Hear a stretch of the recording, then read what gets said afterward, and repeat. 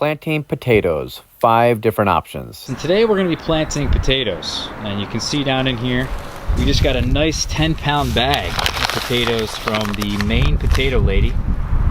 They're online, you can find them just by googling that. And this is the variety called German Butterball. This is a variety that's supposed to be extremely tasty, probably the most tastiest potato variety in existence. More tasty than Yukon Gold. It's what we grew last year. Here's what the potatoes look like. Not the largest potatoes I'm getting here in this bag, but hey, these are big potatoes. And this is way better than something you get at the store or slips. I'd rather really not plant slips. I'd rather plant an entire potato. Why do I want to plant an entire potato? Well, if you look at the potato, there's these eyes. We all know what the eyes are. We see them in the kitchen a lot. That's where they sprout, and that's where they send up new shoots. That's where their leaves come up from. So those new leaves, the more leaves you got, the more photosynthesis, the more energy the plant has. Well, potential for larger and more potatoes. Also, the amount of energy that is in this seed, this is technically a seed. The more energy that's in this, the stronger your plants will be. You know, that's why certain things like alpine strawberries, the seeds are so small that it takes forever for them to grow. You know, this is a huge seed filled with tons of sugar and tons of carbohydrates. You know, this has got a ton of energy, so I'd rather plant this than, let's say, a third of this. You know, it's up to you. You can do this however you guys want to do it. This is just how I'm doing it. We're also doing something a bit weird this year. 2 things actually a bit weird. Today is actually today's March 15th. Excuse me, guys. We're not in April yet. Last year I planted my Yukon Gold out April 1st, and I had some comments saying that's too early. This year we're doing it 2 weeks earlier than we did last year. So we're planting them quite early. Now, when do you want to plant potatoes? Well, you want to plant potatoes when the ground can be worked. This stuff shouldn't be solid, shouldn't be frozen. You should be able to dig through this. It's quite cold. I know for a fact that if the temperatures in the soil are too cold, it's too wet, these potatoes can rot. So you don't want to plant them too early for that reason. But we're about 6 weeks away from our last frost. I think that's a really great date, and that's really what's recommended on a lot of online sources. So for me, this isn't really too early. Also, I want to say that we're doing this a bit differently this year. We're doing a different style of planting. And yes, there is an optimal way to do every little thing in the garden. There's an optimal way to do every little thing in the orchard, right? But it's not always the thing you want to do. You don't always want to be doing the most optimal thing. Maybe the most optimal thing is more work than you're willing to put in. For me, I'm willing to put in the most optimal thing for the figs because I love the figs so much. I want to increase the quality of the figs as much as I can. Potatoes, you know, doing something more optimally usually means more potatoes or larger potatoes. To me, that doesn't seem worth it. You know, I'd much rather put my time into figs where I can get a better quality, or even some different fruits, right? You know, if I knew that there was something out there that would increase the flavor of my potatoes, I probably would do it. I would go for it. It's really all up to the person. But for me, it's not really worth going through all this extra effort of hilling, right? The process of hilling is putting dirt up against the stems of the potato plants. It does a couple things. Keeps them from getting green, the potatoes themselves. If the potatoes become green from light, if light is hitting the potatoes, they're going to become poisonous. They're going to get that chemical in there, and just too much of that is not good for your stomach, is really what it comes down to. So what else? Why else do you hill? Okay, well, you hill because you want more production. All along the stem, if you were to get new roots from those stems, right, at every single node, it's on every single tree too. It works the same way with all plants. Is that if I were to bury, let's say, a tomato plant, and I was to bury the stem, along that stem you would get new roots. And also, in the potatoes case, you would get new potatoes. So you're getting more yields that way. for certain by hilling up the soil. By getting that soil up there, you're getting the roots, more potatoes. Pretty simple, right?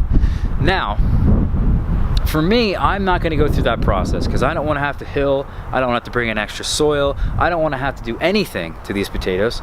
I want to plant them and that's it. I want to be one and done. I come back to this at harvest time and that's it. Now, some of you guys may live in a location where you have to give these plants a little bit more effort. But in my climate, I don't have any disease. I don't have any potato beetles. I don't even have to water these damn things. I plant this seed here and I'm done. I don't know what it is. Maybe I'm doing something right. I don't know. But here's the method that I'm going to use this year, okay? And when I want to tell you, just look at this method with an open eye because, again, I don't have to be doing things the most optimal way. I don't have to be doing things the way everyone else is doing it, right? There's 1,000,001 ways to do the same thing in gardening. We can't be making these blanket statements that apply to every single situation throughout gardening. It just doesn't make sense. We talked about this in our garden myth video of Fruit Talk just pretty recently. And really explaining why myths in general, garden myths, and general statements about gardening are just mostly untrue. Yes, there isn't a most optimal way. But today we're going to be doing something. We're going to be planting these guys out. It is the most effortless way of planting potatoes that I know of. So here we go. Got ourselves a potato. We've got ourselves a bed. We've selected out the site. We got full sun. We've given them enough space. This is 3 foot wide. I spaced them out of 1 square foot per potato plant. We're about 6 feet long going down this way. And we've put down a lot of straw, a lot of leaves, just any excess mulch I could find that I had on the property. We put this down. What does this do? Well, this is really going to keep that sunlight from penetrating to the soil. Also, it's going to conserve moisture. Here in my climate, we get 40 inches of rain. That's a lot of rain. But let's say at the end of their cycle here, when these guys are just about done, they need a lot of water. And all that excess water that we've been gathering as this mulch has been sitting here is going to be there at that time of the year. Sometime in July, maybe sometime in August, depending on when these guys are ripe for you. But what we're going to do here is we're actually going to clear away some straw. We're going to get down to the bare earth here. You guys can see that? We're just basically making a nice little bird's nest. And we're gonna stick this potato right there. We're not even gonna dig. And we're just gonna cover this with straw and leaves and mulch. We've got the other one there. We're gonna put this one here, 1 foot away, and we're gonna cover this up. Now, there's not enough mulch here, okay? I'm gonna have to come back. If I can get more mulch throughout the year, of course I will. We're gonna put that mulch on top of these potato plants because I don't want these potato plants getting green, okay? That's really important. Here's another spot, and we're just gonna fill this in. Now, it really does depend on how much mulch you guys got, right? We don't want this blowing away too. But our production's gonna be great, okay? Why is our production gonna be great? Because they're gonna root themselves in the soil, no problem. I'm not gonna have any issues with them rooting themselves in. It's gonna conserve moisture. They're in full sun. You name it, this thing's gonna work out. All right, so this is literally it. And this was not my method, okay? This is not something that I came up with. This has already been done in videos. Hughes Nursery did a nice little video. That kid in England did a nice video on this whole process. And they don't even really root themselves too much in the ground in terms of you have to go digging for these potatoes. They're pretty much all on the surface. So it really is the key though. If I'm running low on straw, other areas of this bed have more straw than others. You can see that down here. you've got at least 5-6 inches of straw right here.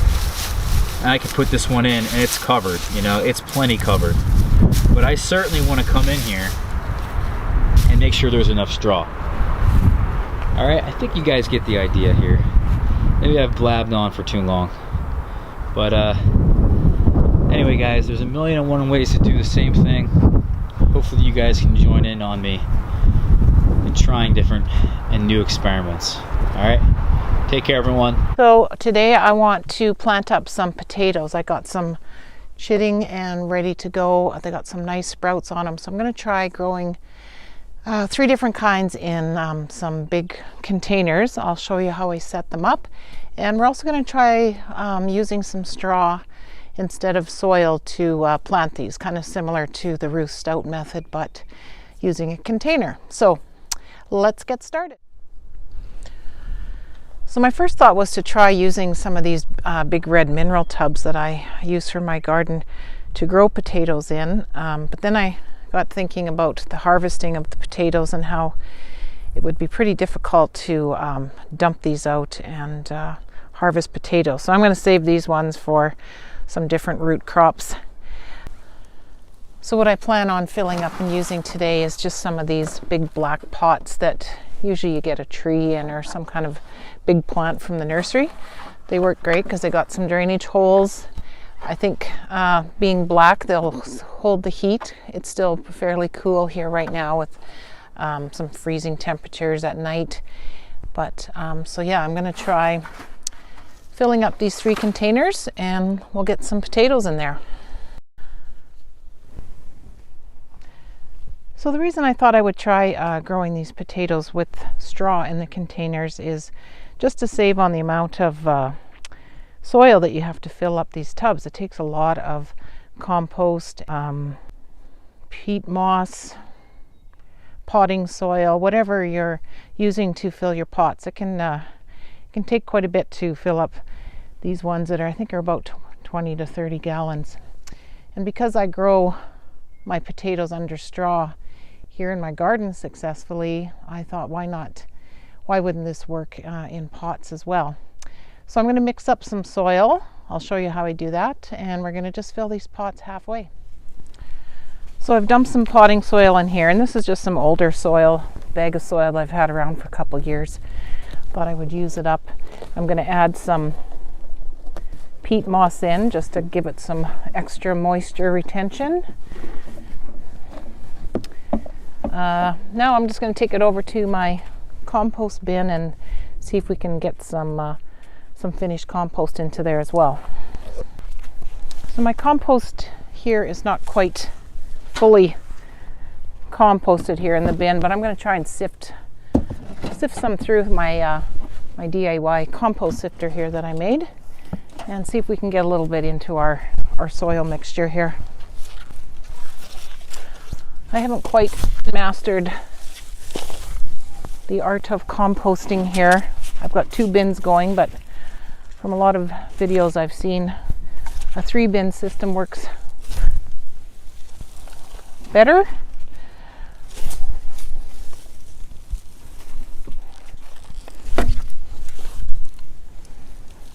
I just find it's hard to get it fully broken down before I need to use some. So with this sifter I can kind of get the good stuff and put back what didn't go through the sieve and let it keep composting down. This is a lot of my garden refuge from last fall. You can see the corn husk did not break down yet.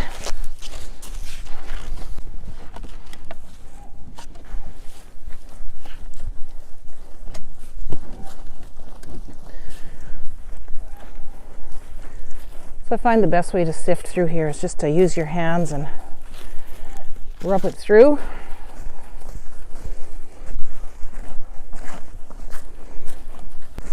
I think even in these containers, being that they're pretty deep, some partially broken down material will not be a bad thing.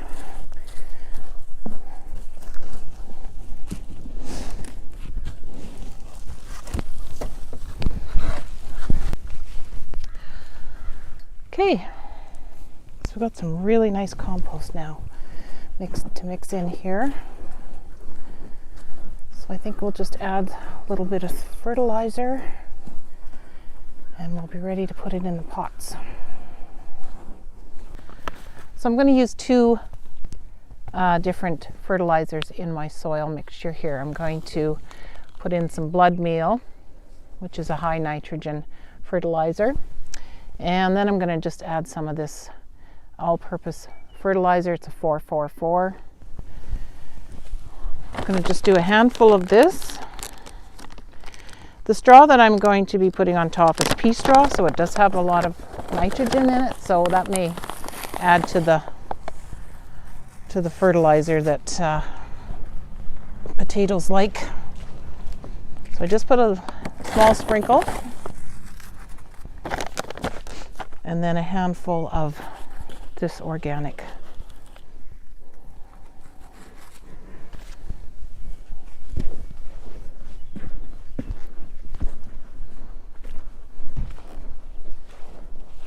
Now, before you start filling up your buckets with soil, I recommend that you put some kind of lining in the bottom so that all your nice potting soil doesn't wash away every time you water or it rains. So just to kind of keep these holes filtered. What I'm using here are coffee filters. I collected a bunch of coffee from a local coffee shop for my compost, and these filters are very slow to break down. So I just took a bunch of them out of my compost and shoved them in the bottom. You could also use newspaper, any kind of paper, shredded paper, leaves. I think I might even throw some leaves on top of this as well. And I also decided that I'm going to do 2 with the straw method and then do 1 all dirt. And then we have something to kind of compare the 2 methods with at the end of the summer to see if it makes a difference. Okay, so let's get these things potted up.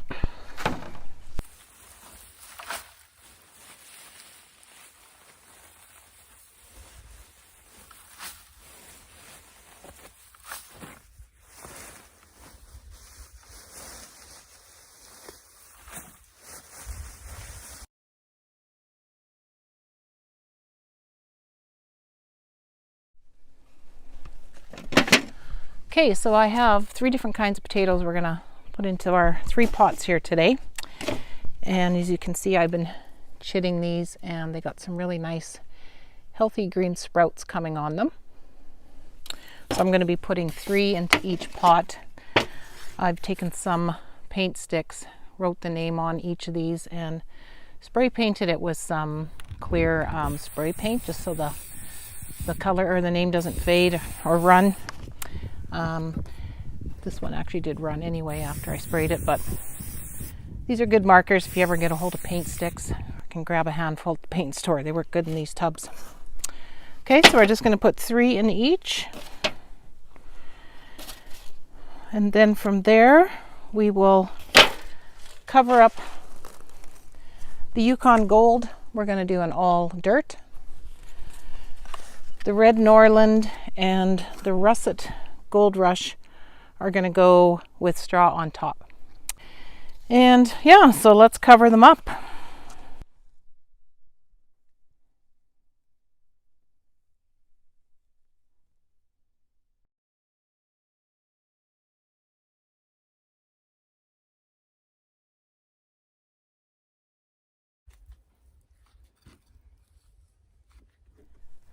So something I forgot to do before I covered the Yukon Golds in dirt was give everything good watering. So make sure you give everything a good drink. Get that soil nice and saturated.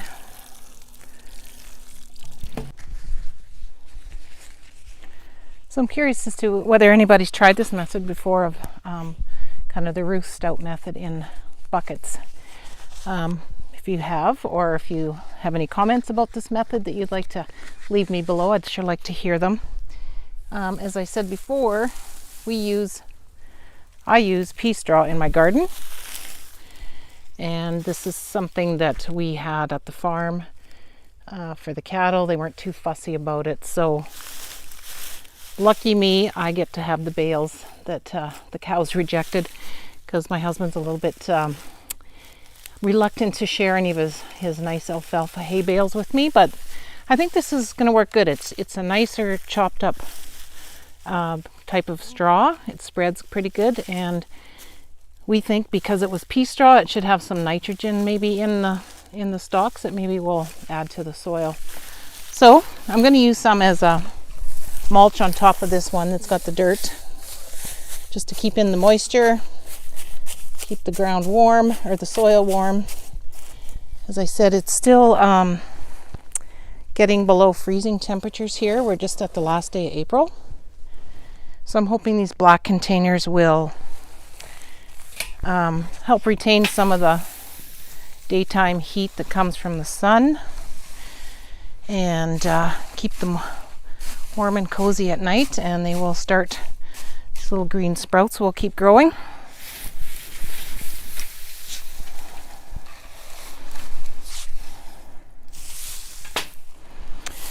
Thing is about straw, it's really tempting to always pick it up and see what's going on underneath. I do that a lot with my potatoes under straw in the garden. Take a little peek to see if anything's growing.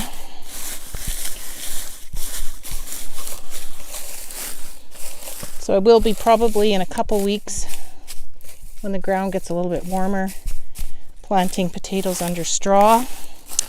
I'm also going to try some corn, and we'll see what else.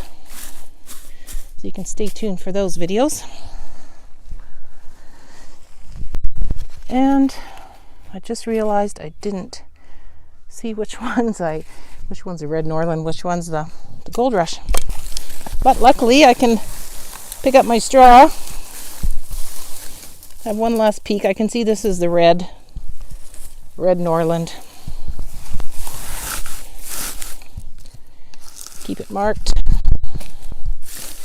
And the nice thing about these, they're not too heavy. You can move them around, so I'll put them in a nice sunny location right now, and then once I get my garden organized for the summer, I can move these if I need to. Then it is potato planting day. Both of those things we did not get to last vlog, so we're gonna knock both of those out today. But all these beds here need to be planted with potatoes. So we're gonna plant mostly the red Pontiacs, because that's what grows good here. But we are gonna try some Yukon Golds. We are gonna try a few more varieties, and we'll go over those. We'll plant ours basically,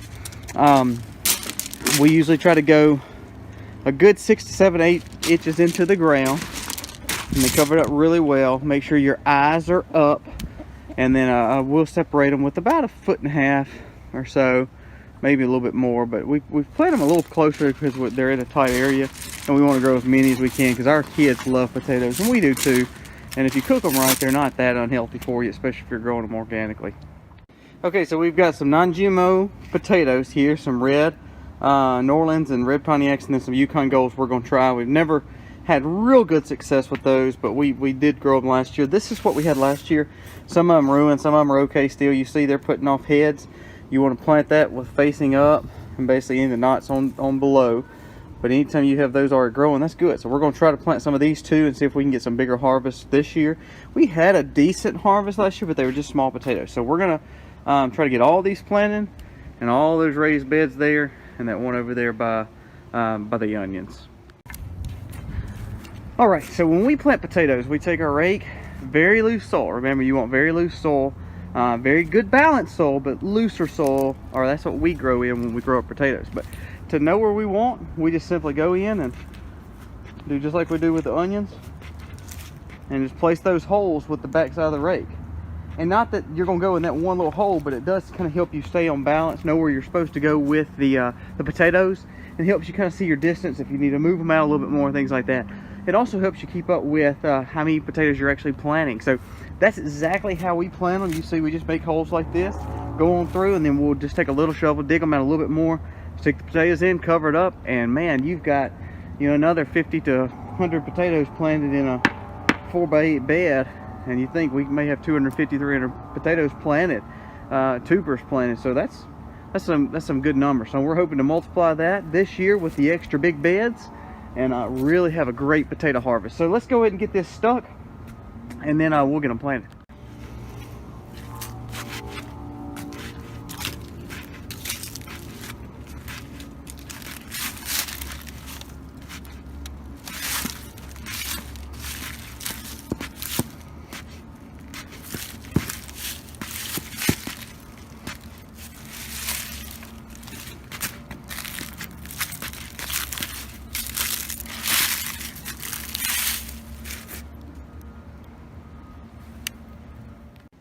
Okay, so we've got our holes.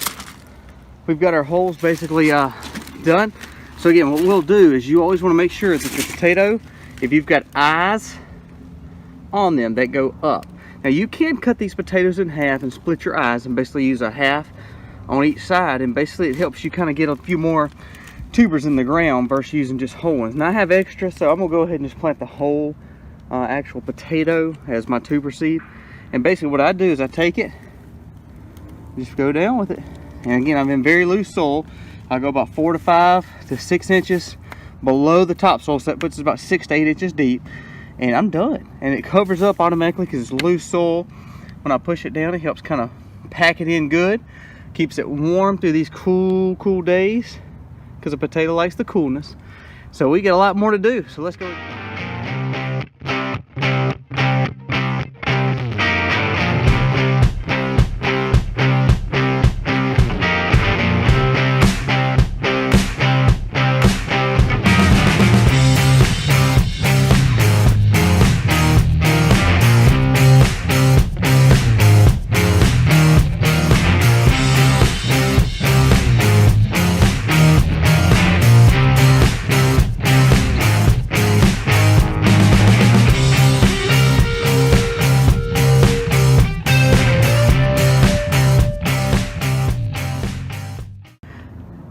Remember, you want your potatoes in a good loose soil, but also you want it in a well-draining soil. You don't want those rooted vegetables, any rooted vegetables, just to sit in any kind of water, because pretty much you're gonna have a moldy plant and potato, and it's gonna waterlog and never really come to fruition. So you want to make sure that you're getting good moisture, good wetness, good coolness, but you don't want to sit in water. You want it draining really well. I use the peat moss that helps kind of hold the water in. Compost helps hold the water in, but the topsoil helps it kind of go on through in the sand. So that's why we choose to use this kind of mix when we put it in here. These are the potatoes. These are the Pontiac Reds. These are the ones that are so native here that a lot of people grow. We did plant all Yukon Golds and also the ones from last year, the tubers we had there. So we're gonna do the Pontiacs over here and get those planted, and then we'll kind of figure out, I'll let Misty decide what she wants to go over there. We have tons of lettuce and broccoli in the greenhouse, so we may just utilize those beds right there for it. We've got all our Yukon Golds and our older potatoes from our tubers, and then we've got the red Pontiacs over here. I'm gonna plant some potatoes today. I have some red seed potatoes, and I also have this monstrosity. This is a 50-pound bag of Maine potatoes. They were grown right in Canton, Maine, which isn't too far from here. And we bought this 50-pound bag back in January, February sometime. Used quite a bit of it, probably 2/3 of it, and then forgot about it. And I'm growing my science experiment here. So if I can get this in the ground and leave just a little bit here sticking up so that it can grow into a nice green leaf and a bush, then it'll grow all these little sprouts here, as long as they're underground, into potatoes.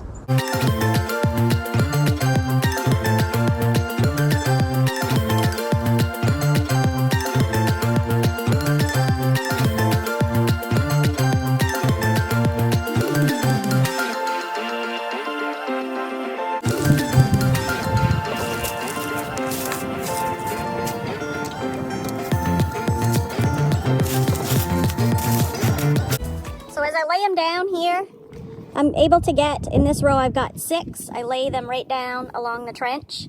My trench is about 4 to 6 inches deep, so that's about right. So what I'm doing is taking this whole potato and laying it right down in my trench, and I'm going to hold this end up where the leaves can come out, and I'm going to bury it so those are sticking out. And just mound it up. Probably could have gone a little deeper with that. Just covering up that potato. Want to keep it away from the sun. Alright, so where's the end of my potato? Right there. Okay, so I want to take the next potato. Do the same thing. The end of my potato is here. So I'm going to put this one here. So it's sticking up. Okay, so I have 34 potato spuds, the actual potato in here. And all of these have 6 potatoes in them, except for the last row only has 4. And then I took 2 of my red potatoes and put them down on the end. I don't want to waste any space. So that's going to all be potato. So hopefully you can see I've left the tips sticking out on them all the way down on every row. And then some of them that were a little bit shorter, see if I can find one, like right here. There was a longer one here, and then I had a little bit of a shorter one, and I popped that one up, hoping that might make some more potatoes. So what I'm gonna do is, once these kind of leaf out a little bit, we're gonna keep mounding. They're gonna get taller and taller and leaf out. And I'm gonna keep mounding them up. I've got plenty of dirt in between. So I'm gonna go through and do that with my hoe. Mound up the dirt all around the plants. And then I have extra dirt just to keep mounding as I need it to keep those potatoes producing. I want to talk about the potatoes that we just planted. We planted about 90. We have about a 4-foot wide by 10-foot long bed. And I was able to do 6 rows of potatoes at an 8-inch spacing. Now I want to talk about what went into this, how we did it, but also the bed prep of just getting this roll of paper here. You can get at Home Depot. It's a thin layer of paper, similar to cardboard. You roll this out, and then on top of that we throw our soil on, and that's what the potatoes are going to grow in, is the top layer of soil here. There's about 1 inch of compost that we put down, and that's so the potatoes can really move freely. We need a really well draining but also a free soil with a lot of air in it, that's really broken up well. And a lot of people will till and get themselves these mounds and create all kinds of things, and there's many different ways to do this because you want to end up hilling these potatoes as well. We stuck them in the ground with the bottom side down with the eyes facing up, and you can see just in the last couple of days I got these potatoes in the mail, and we had basically cut them all in half, divided the amount of eyes in half, and then that way the bottom is now callousing up and getting that chemical process starting so that you don't get any rot, because this bottom piece here can very easily rot. There's no skin, and then you want the eyes facing up. So that's what we did. We planted all of these guys eyes facing up, and a lot of them do have eyes. The ones we saw in the box do not, because they're a bit further behind and those eyes haven't activated yet. But I tried to put as many in the ground here that were a larger potato or had eyes to them. And then very simply what we're going to do now is just cover this whole bed with straw. And I'm going to put down quite a bit of this. I want to show you guys right now just how much we're going to put down, because this is really the key to the whole thing, right? We have ourselves a pretty loose soil on this top layer because of this compost. Now the potatoes are going to grow in that. They're going to also root into the bottom layer. The cardboard is going to kill a lot of that grass, a lot of the weeds underneath.